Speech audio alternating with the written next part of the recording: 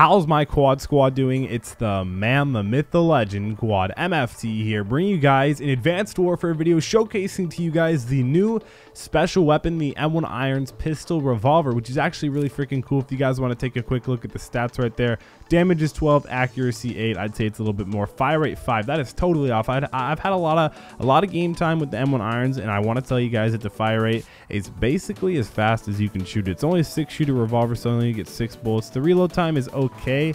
The range on it is 4, the handling is 10, the mobility is 12. I feel like the mobility is really high. You can run pretty fast with it, especially when you have lightweight on, especially when you're using your XO ability, which on the best class on the M1 IRONS, you're going to have the XO overclock. So as the attachments that I have on this, it is advanced rifling and quick draw grip. And before I wanted to tell you guys anything more, I forgot to tell you guys, if you guys haven't been on Advanced Warfare today, the M1 IRONS is completely free. And when I say free, I actually mean completely free. You log on, you go over here to specials, and it's next to the heavy shield and the MDL. It's right above it. It's the M1 IRONS. It's really good. I previously told you in a few videos thinking that it was going to be a laser related weapon like the EM1 or the EPM3 or something like that, and it turns out it wasn't, but still just as good. The M1 IRONS melts in about 1, 2 to 3 bullets, and 3 bullets at really long range. It has little to no recoil, so it's a very good weapon. I like it a lot. I don't think it's like competitively good or anything like that, but I definitely think it's a solid weapon. So you guys are going to see my perks. I have low profile and lightweight. Lightweight is very important, even though it already has a fast mobility, but even adding on more to that mobility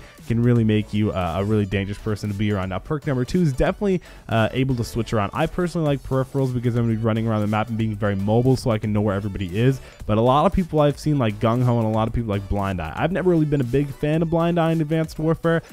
Not really for particularly like any reason, but I'm just not a big fan of it. A lot of people like Gung Ho because you can fire while sprinting and sliding. You know, while you run, you always have your gun up, which is really important when you have a revolver. You know, way back when in the Old West and the Wild West, you always needed to have your gun up. So I guess if you guys want Gung Ho, go ahead and do that.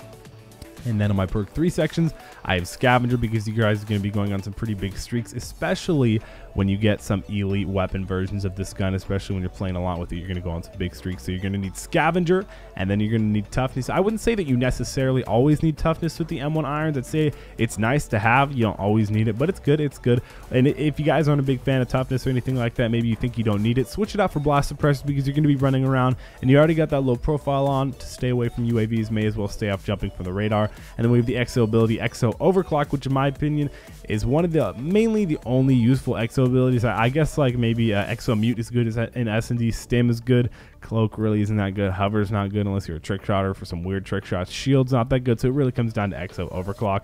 And as my score streaks, I have the UAV with the customization, speed, threat detection, support just in case you die a lot because you're going to be running around, and then I have the aerial assault drone, which is actually a lot better than a lot of people think. The 3 customizations on are AI control, hardened, and rockets. That makes that thing basically a walking like better version of the Warbird that's a lot harder to shoot down. it's pretty cool. So that's what I have so far.